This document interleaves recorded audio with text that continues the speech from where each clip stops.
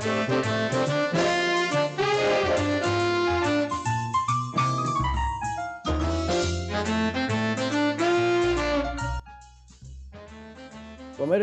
Suyanto.id, ketemu lagi kita pada saat ini. Mudah-mudahan selalu sehat walafiat dan tetap bersama channel pendidikan Suyanto.id. Saudara berada pada channel untuk berbagi pengetahuan dan belajar sepanjang hayat. Nah, malam ini saya mempunyai tamu dari Singapura, ya tetangga kita, tapi beda tanahnya, jadi dan beda lautnya mungkin. Nah, kita akan berbicara melanjutkan growth mindset coach pada episode 3. Temanya malam ini adalah My Brains Like Muscles That Grows. Oleh karena itu kita sapa dulu tamu kita yang istimewa itu. Tapi sebelumnya saya mengingatkan supaya Anda semua selalu klik subscribe supaya selalu mendapatkan video-video terbaru dari Suyanto.id channel. Selamat malam. Assalamualaikum Pak Jo. Waalaikumsalam. Selamat malam Prof. Ya, apa kabar Singapura Pak Jo? Baik. Nggak seram Indonesia lah ya. Sini 70 kasus sudah sibuk Prof. Wah. Baru 70 kasus. Wah. Gara-gara ada itu karaoke, ya. Oh, karaoke orang pendatang atau siapa Pak Jo?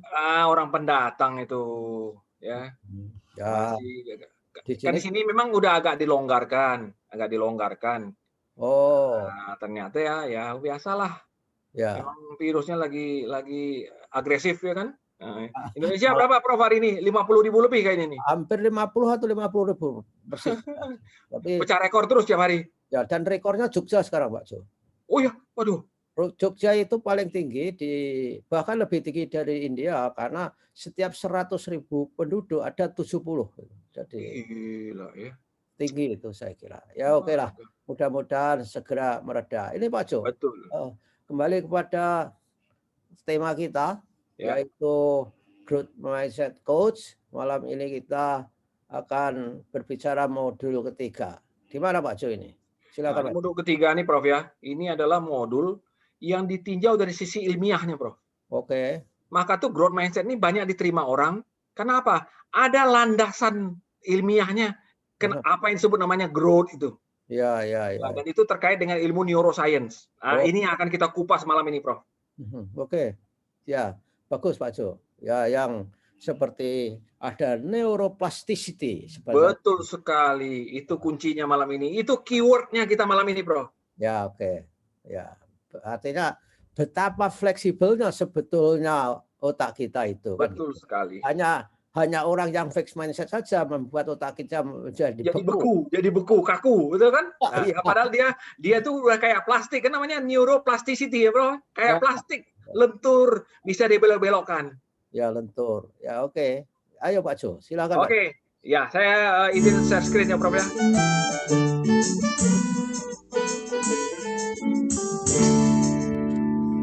Biar ini kita langsung jadi share. Oke. Share. Oke. Bisa, Prof? Ya, bisa lihat? Oh, bisa. Wah, jelas sekali. Oke. Ya, sip ya.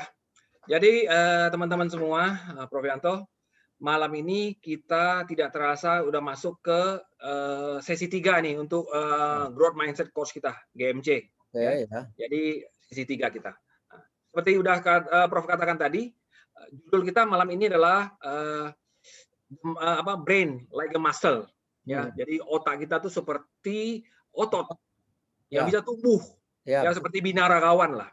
Ya. Binaragawan ya, Prof ya. Jadi buku kita tetap, buku pegangan kita sesuai dengan kurikulum kita awal dulu, tetap buku ini, buku GMC ini. Ya. Dan berita gembiranya, Prof, sekarang ini buku ini menjadi buku paling laris, Prof. Nah, sampai penerbitnya kewalahan. Harus cetak edisi baru ya. Cetak edisi baru, Bro. Sementara percetakan sekarang banyak yang lagi shutdown. Banyak shutdown. Yang udah lama nggak terima itu proyek buku karena buku juga kan nih. Sekarang ini meledak nih buku. Mudah-mudahan nggak ada yang baca Pak Jo. Oke. Dan juga seperti kita sudah bahas dari 2 modul yang lalu, bahwa guru itu adalah orang yang paling tepat untuk meng-coaching growth mindset ini untuk siswanya. Ya, Ya. Nah, ini kita sepakati dari awal ya. Sehingga apa yang terjadi, Bro? Sehingga nanti yang kita harapkan adalah apa? Anak-anak kita itu sudah memiliki growth mindset yang ditunjukkan oleh ciri-ciri yang 5 ini. Saya suka belajar, saya suka tantangan, dan seterusnya. Sehingga apa yang kita harapkan hasil akhirnya, Prof? Ini, Prof. Bahwa yang gersang, yang kaku, yang hampir merekah, itu tumbuh subur menjadi growth mindset yang hijau itu. Hijau royo-royo. Hijau royo-royo, seger, ya seger. Nah, seperti saya lihat juga foto Prof kalau lagi di sawah tuh, waduh, mantap, ya, mantap banget. Apalagi yang baju kuning pakai berdiri di belakang itu, body hijau ya, mantap itu sekali. Jadi ini kurikulum kita, Prof. Kita modul 1 sudah, modul 2 sudah. Nah, malam ini kita masuk ke modul 3. Modul termasuk modul favorit, Prof. Ini modul yang banyak menarik perhatian orang.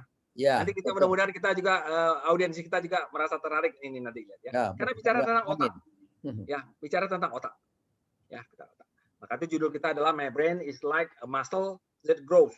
Jadi otak saya seperti otot yang bisa tumbuh, yang tumbuh. Mari kita lihat, Prof. Apa kira-kira yang akan kita pelajari di modul 3 ini? Ada 3. Pertama, kita mengenal bagian otak dan neuron. Kedua, ini puncaknya, Bro, memahami neuroplasticity serta kaitannya dengan growth mindset. Nah, dan yang ketiga nanti kita sekilas saja mengetahui tentang apa yang disebut namanya brain based learning. Brain based learning.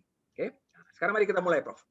Jadi seperti pernah kita sampaikan 2 minggu yang lalu ya, Bill Gates ini kan mereview bukunya si Carol Dweck. Apa katanya? When you struggle to learn something, your brain actually grows. A researcher explain why you can learn anything.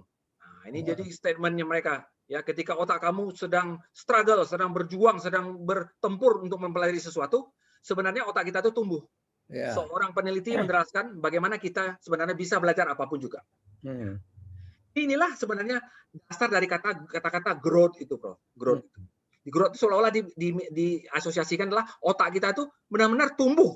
Otak tumbuh. Kenapa? Karena growth mindset itu memang diturunkan dari sebuah ilmu yang terkait dengan neuroscience, Bro. Nah, ini, Bro. Yang terkait dengan neuron-neuron, terkait dengan sinap-sinap, terkait dengan dendrit-dendrit. Oleh karena itulah malam ini kita kumpas apa yang terjadi sebenarnya di otak kita. Ada 2 hal yang akan kita pelajari. Pertama, Bro, yaitu tentang apa saja otak kita itu bagian-bagiannya. Kemudian kita masuk ke bagiannya mikro, apa saja bagian-bagian dari neuron. Jadi kita makro dan mikro nih, Prof. Makro itu komponen otak, mikro itu nanti komponen neuron. Ya, oke. Kita lihat otak dulu pertama, Prof. Wah, ini enak ini rasanya. Ini makanan Padang enak nih, Bro. Ini mantap ini, ya. Ada restoran Padang yang ada ini.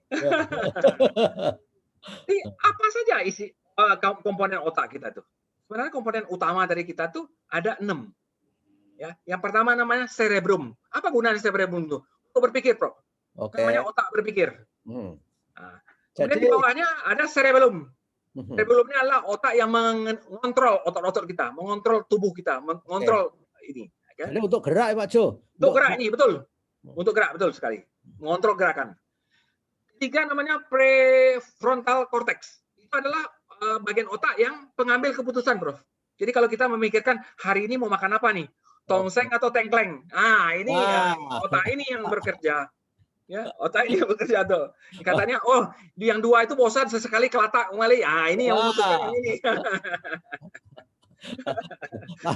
Udah saking rindunya, Prof. Jadi ini udah kebawa mimpi nih. Ya. Tapi, Pak Jo, kadang-kadang orang kalau berpikir justru yang dipegang itu batuknya, Pak Jo, itu salah. Batuknya, itu makanya nggak bisa mikir tuh, harusnya jidatnya dipegang.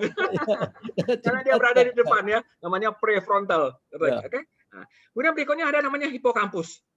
Hipokampus itu apa? Gunanya adalah untuk menyimpan informasi. Jadi informasi yang kita terima, Bro, ini adalah disimpan di sini. Ini gudangnya informasi. Oh, yang untuk long term ya? Ya, betul. Long term memory.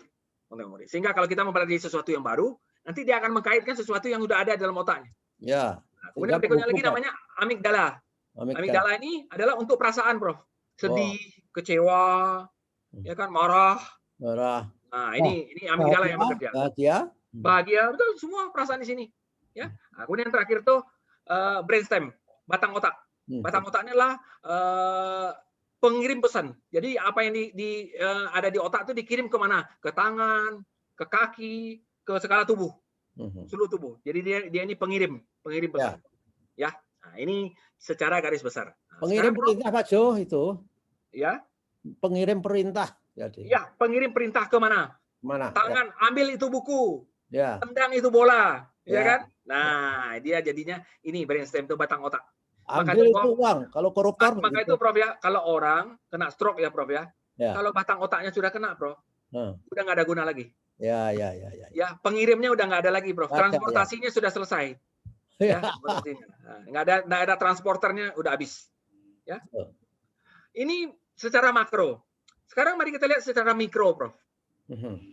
Jadi kalau kita petik sebagian kecil dari otak itu, kemudian kita perbesar, bentuknya ini, Prof. Ini namanya neuron. Neuron ini namanya. Atau sel saraf kalau dalam bahasa kedokterannya. Nah, kalau kita perbesar lagi, ini, Prof, bentuknya, Prof. Ini perbesarannya adalah, ini gambarnya spesial kami cari, Prof. Ini perbesarannya pakai mikroskop elektron, Prof. Ya. Kayak binatang laut, Pak Jo. Betul, kayak binatang laut. Ya, ini sebenarnya neuron. Kita punya 100 miliar stok setiap orang, Prof. 100 beginian ya? Ya, 100 miliar. 100 miliar. Ya, 100 miliar. Ya, banyak sekali stoknya. Sayangnya banyak nggak dipakai, Prof. Ya. Banyak nggak dipakai. Wah, itu beribu-ribu giga. Nggak terhingga. Nah, ini kita lihat strukturnya, Prof. Ini strukturnya. Ada dendrit. Ya, dendrit itu adalah untuk berhubungan dengan neuron lainnya. Oke. Ya, ada nukleus. Nukleus itu adalah intinya. Ya, ada selnya. Nah, kita lihat yang penting, Prof. Yang penting pertama adalah namanya akson, Prof. Akson itu. Oke. Apa itu akson? Akson itu seperti pipa, Prof. Pipa. Nah, apa isi pipa itu? Nanti adalah sinyal elektrik. Sinyal elektrik. Nah, oleh karena itu, karena dia ada elektriknya, harus ada insulatornya, Prof. Insulatornya itu adalah mielin itu. Mielin shaft. Mielin. Ya. Jadi mielin itu adalah isolator, Prof. Ya, betul. Nah, maka tuh anak-anak yang stunning, apa yang terjadi, Prof, ya? Mielin itu tipis, Prof. Tipis sehingga dia konslet terus, dia mengalir listrik konslet ya. Nah, akhirnya anak-anak disebut namanya stunning. Stunning ya. Stunning itu. Ya. Nah, kemudian yang ujung namanya akson terminal. Akson terminal itu adalah terminal untuk memindahkan apa yang disebut namanya neurotransmitter. Tapi mielin itu, Pak Jo, mielin itu juga diterjemahkan sebagai kecerdasan otot, Pak Jo. Betul sekali. Betul sekali. Jadi makin tebal. Jadi begini prinsipnya, Prof. Inilah sebenarnya hubungannya dengan growth mindset kita nanti, Prof. Jadi kalau orang gagal mencoba lagi, apa yang terjadi? Mielin ini jadi tebal, Prof. Oke. Ya. Nah, ini ada hubungannya, Prof, ya. Mielin ini jadi tebal, akibatnya apa? Transportasinya lancar, Prof. Lancar. Listriknya tuh 100% bisa sampai ke terminalnya, sehingga bisa dipindahkan ke neuron lain. Dan semakin Pak Jo, semakin mekanistis lama-lama. Betul sekali. Ya, otomatis kerjanya, auto. Ya, seperti keterampilan kita makan, walaupun listriknya mati, kita makan, nggak akan pernah meleset mata. Pernah meleset. Betul sekali. Betul sekali, Bro. Ya. Nah, makanya semua namanya nih muscle memory. Memori udah pindah ke otak. Ya, muscle memory. Oke, Prof, ya. Jadi ini kira-kira strukturnya. Nah, lalu apa yang terjadi, Bro? Bagaimana caranya bekerja? Jadi bekerjanya seperti ini, Bro. Seperti yang kita tadi. Seperti judul kita tadi, kalau sering dipakai, sering dilatih, dia akan menjadi lebih kuat. Kapan dia paling kuat? Ketika kita menerima sebuah tantangan, Bro. Ada yang sulit, ada yang menantang. Kalau kita menghindar, malah ototnya kita jadi lembek. Tapi ketika kita menerima, maka otot kita jadi kenceng, kuat, stronger. Nah, inilah nanti hubungannya dengan growth mindset kita tadi. Oke? Jadi ada dua pilihan, Prof. Apakah otot itu akan ditidurkan? Apakah otot itu akan dipakai? Pilihannya dua aja. Orang fix banyak menidurkan ototnya. sehingga mailinnya tipis. Betul, mailinnya tipis. Apa-apa lupa. Ya, apa-apa lupa. Nah, sebaliknya kalau orang yang growth mindset, dia menerima tantangan, menerima kesulitan, menerima kegagalan, akibatnya apa yang terjadi? transportasinya itu di aksonnya itu sangat cepat. Lama-lama apa? Tebal mielinnya. Tebal mielinnya. Ya. Kita hari ini berdua, Prof ya, udah kayak Dokter Ali Saraf ngomongnya, Prof. Ya, istilah-istilahnya keren-keren semua nih. Masuklah kita ke topik yang Prof Yanto katakan tadi, neuroplasticity. Apa sebenarnya? Neuroplasticity ini adalah kemampuan otak untuk berubah. Our brain ability for changing. Jadi kemampuan otak kita untuk berubah. Berubah dengan apa? Dengan situasi. Dengan situasi. Nah, ini yang akan kita bahas, Prof. Kita lihat gambar ini, Prof. Nah, apa yang terjadi dengan cahaya-cahaya itu? Itulah cahaya-cahaya yang menggambarkan terjadi sinyal elektrik di otak kita. Sinyal elektrik, ya, sinyal elektrik, ya. Nah, begitu terjadi cahaya-cahaya itu, Prof, terbentuk sinap-sinap di dalam kepala kita, menyimpan informasi, ya. Nah, kemudian kalau kita lihat, Prof, ini dalamnya, Prof. Ini terjadi. Itu yang cahaya-cahaya tadi itu, ini adalah cahaya-cahaya yang ada di pinggir-pinggir ini. Ketika terminal akson terminal bertemu dengan dendrit yang neuron lainnya. Nah, mari sekarang kita lihat penampang lebih kecilnya, Prof. Ini yang terjadi, Prof. Ya, satu neuron, ya, bertemu dengan neuron lainnya. Ya. Nah, sehingga apa yang terjadi, Prof? Ini yang terjadi, Prof. Ini bertemu mereka. Sebenarnya mereka nggak nempel, Prof. Masih ada celah. Masih ada celah. Seperti magnet, Pak Jo. Seperti magnet, betul. Betul sekali. Nah, terjadi perpindahan, Prof. Apa yang dipindahkan? Yang dipindahkan adalah namanya neurotransmitter. Neurotransmitter. Dia penyampai pesannya. Ya, dan itu kalau pindah akan klik gitu, Pak Jo. Akan klik seperti file di save di komputer. Seperti file di save di komputer. Sehingga kalau Prof lagi ngajar di UNY ya, kalau nggak terjadi klik, itu mahasiswa kita nggak bawa apa-apa pulang. Pulang pokok aja, pulang pokok. Ya, Prof ya. Nah, mari kita bahas, Prof. Ini lebih menarik lagi. Nah, jadi kalau kita lihat anak-anak, Prof ya, anak-anak, seperti ini, Prof. Jadi ketika bayi kurang rimbun, mulai setahun 2 tahun kayak itu Aksa sama Pinan lah, mulai dia yang merah. Nah, nanti kalau Pinan udah mulai kelas 3-4 SD, mulai biru, mulai makin lama makin rimbun, Prof. Makin rimbun dia. Sudah aktif, dia sudah mecahin TV juga, Pak Jo. Sudah mecahin TV juga, artinya udah rimbun banget, Prof. Udah makin rimbun. Udah makin timbun. Bayu udah bisa naik darah nih. Oke, Prof ya. Nah, mari kita lihat, Prof ya. Ini ada majalah Time, Prof ya. Itu yang membahas sampai 2 kali, Prof. Topik yang sama. Ya, how child brain develop. Ya. Nah, kemudian yang kedua dia ambil child brain. Sehingga mereka menganggap ini adalah topik yang perlu banget. Jarang sekali Time mengambil topik yang sama 2 kali. Ya, ini sampai 2 kali dia. Ya. Nah, apa katanya, Prof ya? Jadi anak-anak itu memulai merangkai neuronnya itu ketika begitu dia lahir. Begitu dia lahir. Maka itu di sini disebutnya apa? From not so humble beginning. Di awalnya itu tidak terlalu sederhana. Kenapa? Sebenarnya ribet, Prof. Ribet ini. Ya, maka tuh orang kan kalau nggak mau mikir kan bilang kenapa nggak mikir? Otak ribet mikir-mikir itu. Nah, padahal mikir itu sebenarnya adalah menganyam neuron kita. Nah, mari kita lihat, Prof. Jadi kalau 2 buah neuron bertemu, dia akan membentuk apa yang disebut namanya sinap. Sinap ya. Sinap ya. Nah, jadi apa namanya? Presynaptic neuron sama postsynaptic neuron. Ada 2 namanya. Ya, ada reseptor. Ada namanya neurotransmitter, ya. Nah, sehingga kalau terjadi sinap artinya apa? Disimpan informasinya. Di save informasinya. Nah, mari sekarang kita lihat, Prof, penampang jelasnya, Prof. Begini, Prof, bentuknya. Ya, ini bentuknya, Prof. Ya. Cukup bagus tampangnya, Prof ya. Wah, luar biasa ya. Bagus sekali lihat nih, ya. Nah, ini saya cari gambarnya yang benar-benar bisa memperlihatkan nyata, Prof. Jadi inilah yang terjadi di otak, Prof. Ini yang terjadi di otak. Ya, kalau proses-proses seperti ini banyak terjadi, Prof ya. Ini orang makin lama pinter, makin banyak informasi yang disimpan sama dia. Anak kecil, Prof, 1 hari kayak membentuk sinap itu luar biasa.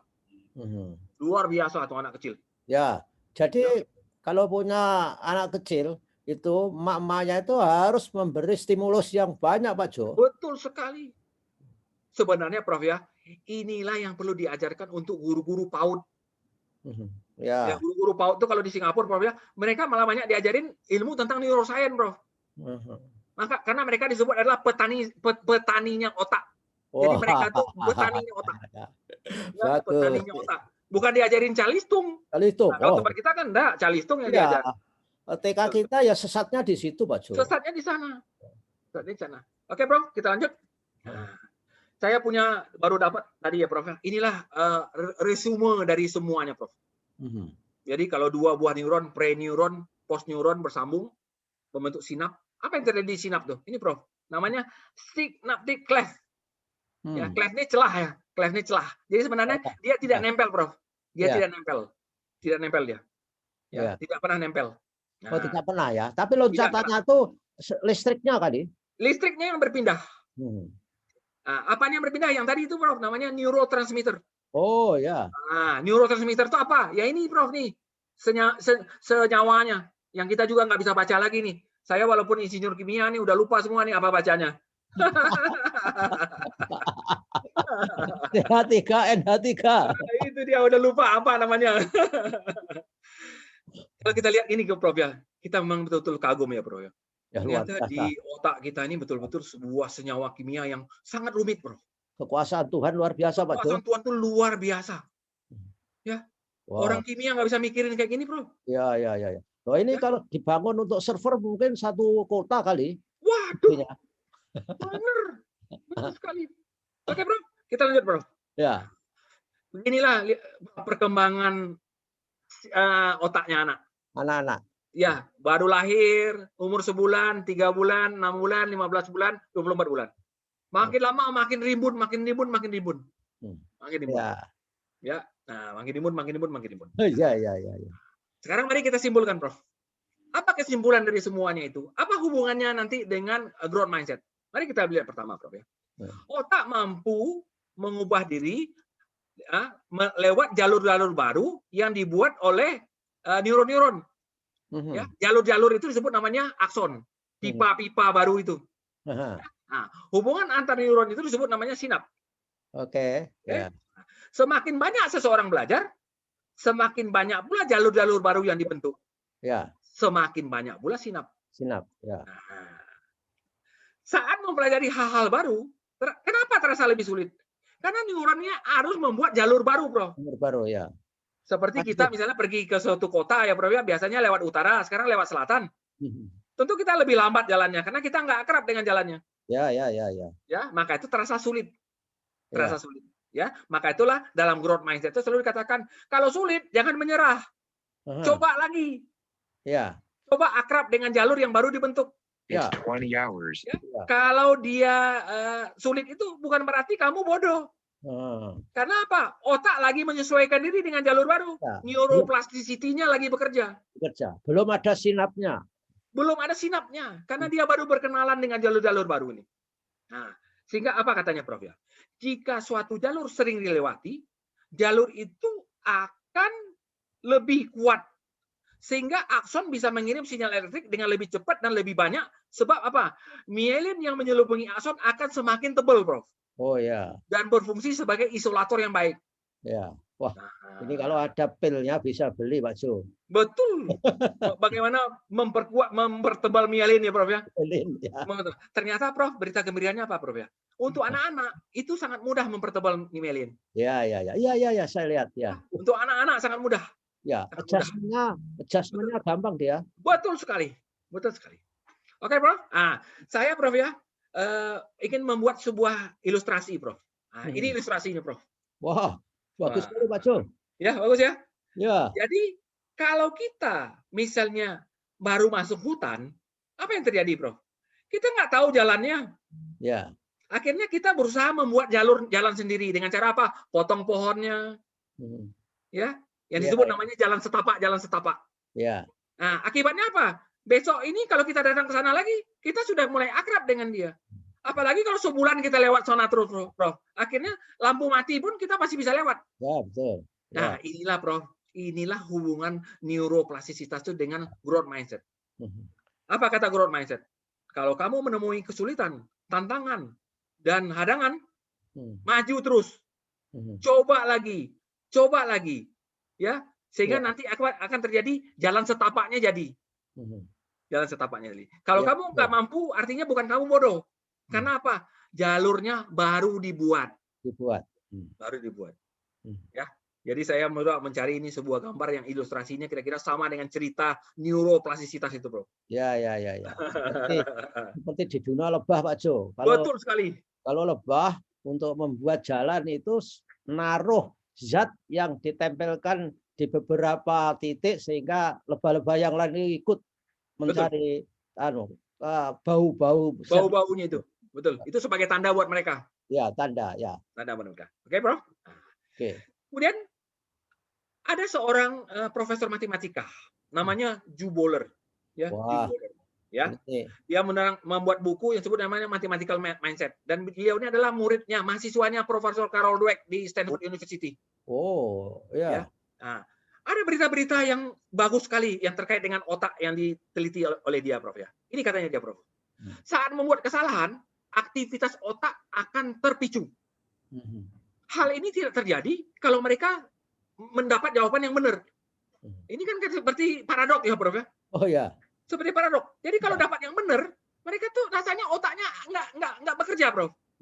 Ya. Tapi ketika mereka dapat kesalahan, wah, ya. Itu otaknya terpicu banget. Ya, itulah implikasinya, Pak Jo. Kalau kita menjadi dosen atau guru, memberi assignment kepada siswa itu harus one step ahead terhadap kapasitasnya. Betul, supaya tertantang. Supaya tertantang tuh, supaya otaknya terpacu. Terpacu ya. Kalau tugas-tugas itu semuanya dia udah bisa, nggak ada. Seperti tadi, jawaban benar tidak memicu otak. Ya.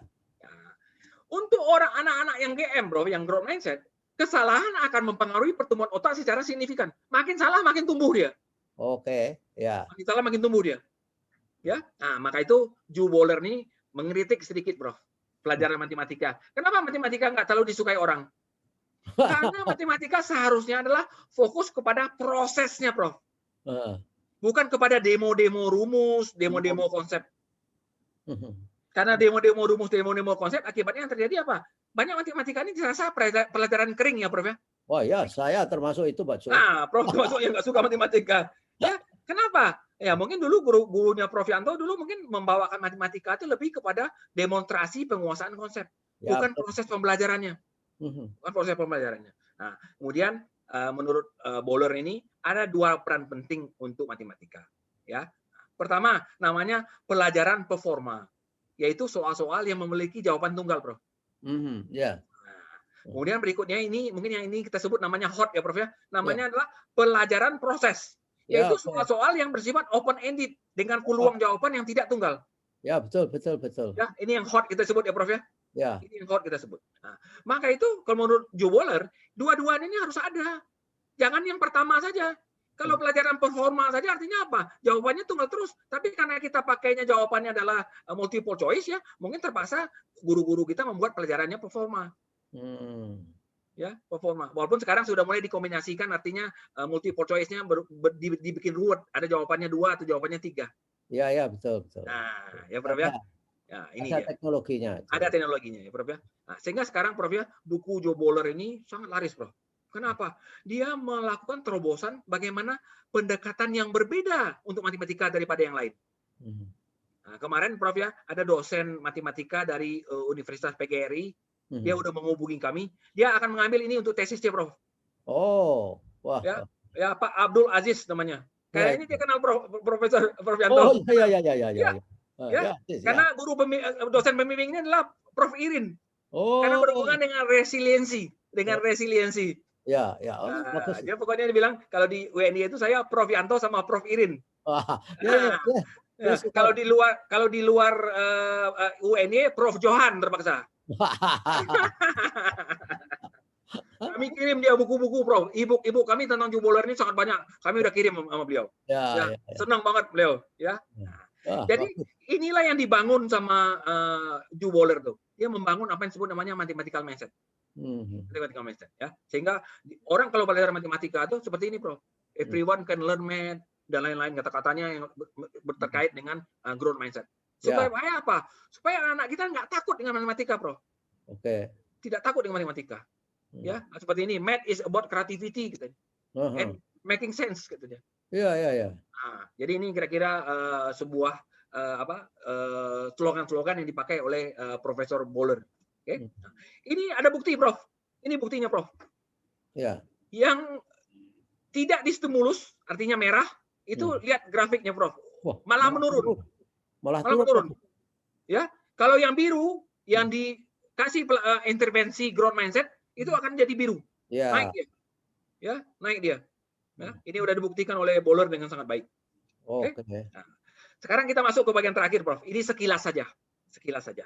Ya. Nah, apa yang disebut namanya brain based learning. Di bukunya sebenarnya disebut adalah brain centric teaching. Tapi menurut saya nggak mau menggunakan kata teaching, saya lebih senang menggunakan kata-kata learning. Makanya saya ubah sedikit, saya sebut namanya brain based learning. Apa yang nanti kita pelajari? Adalah pembelajaran berdasarkan cara mekanisme alami kerja otak. Seperti neuron itu, Prof. Neuron. Bagaimana kita bisa membawakan cara belajar seperti neuron itu di dalam kelas? Pembelajaran bertujuan akan apa? Proses pembentukan sinap bisa optimal. Nah, dan yang terakhir adalah materi pelajaran diatur sesuai dengan ritme kerja otak. Supaya apa? Supaya pelajaran itu masuk ke amigdala tadi, Prof. Amigdala kan untuk long term memory.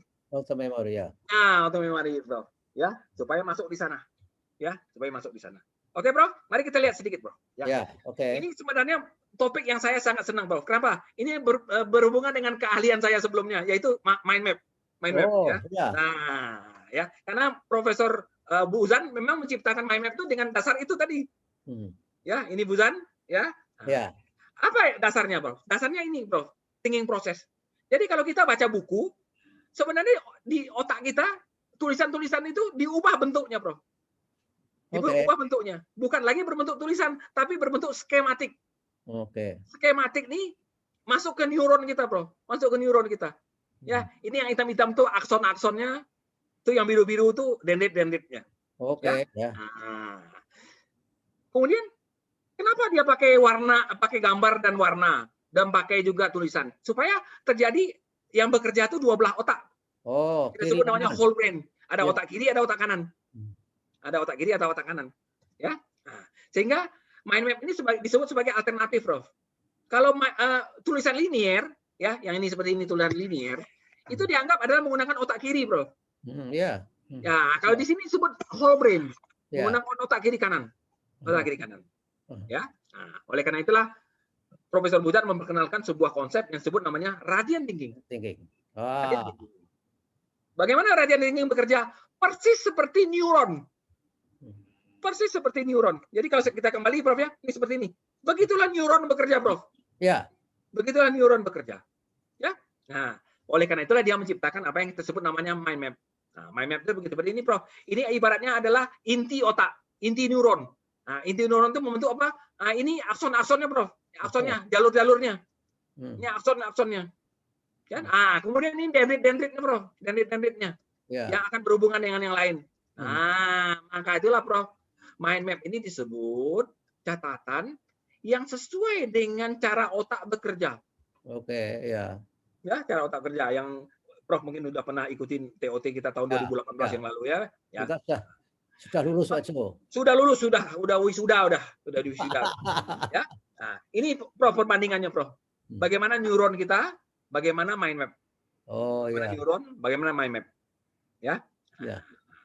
Kemudian bagaimana mind map itu bisa membantu kita mengingat lebih cepat supaya informasi itu langsung masuk ke apa tadi yang disebut namanya amigdala. Amigdala, ya. Amigdala, ya. Nah, ternyata ada orang yang mempelajarinya, Prof. Namanya Profesor Ebbinghaus, Herman Ebbinghaus. Katanya informasi yang kita terima itu kalau kita ulang 5 kali, dia akan cepat masuk ke long term memory. Ya, long term memory. Di dunia pendidikan karakter, Pak Jo. Betul. Untuk membangun karakter baru itu harus ada habituasi paling tidak 21 kali. Betul sekali. Supaya terjadi myelin itu, saya kira. Betul sekali. Lebih betul sekali. Ya. Betul sekali. Sini. Semakin terhubung ilmu-ilmu. Semakin terintegrasi dia. Semakin terintegrasi dia. Ya. Cukup tepat kita mengambil topik ini, Bro, karena dia menjangkau bidang-bidang lainnya. Bidang-bidang lainnya. Ya. Nah, sehingga akibatnya apa, Bro? Nah, terjadilah seperti ini, Bro. Inilah anak-anak kita yang sudah tumbuh, yang punya growth mindset, ya, sehingga di otaknya itu terjadilah sinap-sinap. Semua yang cahaya-cahaya itu sinap, Prof. Makin banyak sinap, makin pintar anak-anak kita, makin cerdas dia, makin cepat terjadi proses pembelajaran. Ya, setiap ada benturan, ada halangan, mereka tetap tegar. Never give up. Try again. Ya. Try again. Ya, cuman kalau sudah agak dewasa jangan terlalu banyak makan berlemak Pak Jo. Nanti batang tersumbat nanti. Tersumbat dia. Jaringannya itu pipanya makin lama makin mengecil ya Prof ya. Pipanya tertutup oleh lemak. Tertutup oleh lemak. Nah, itu kira-kira ujung dari modul 3 kita Prof. Saya rasa ini modul ini pasti akan menarik buat pemirsa kita. Ya. Nah, sehingga minggu depan Prof, kita akan masuk ke bab 4. Bab 4 namanya adalah ini I am a value member of this learning community. Ada bocoran nggak? Jadi minggu depan itu kita akan berbicara tentang apa, Prof?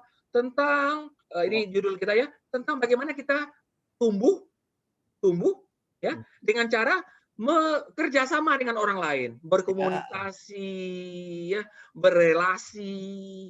Maka itu nanti minggu depan kita akan banyak mengolah bagaimana cara kita berbicara. Bagaimana? Apakah bicara kita nih bicaranya disebut namanya fixed mindset voice? Bagaimana cara kita mengubahnya menjadi growth mindset voice? Karena hasilnya akan berbeda. Hasilnya akan berbeda. Nah, ini minggu depan kita akan pelajari. Ya, minggu depan akan kita pelajari. Luar biasa ini.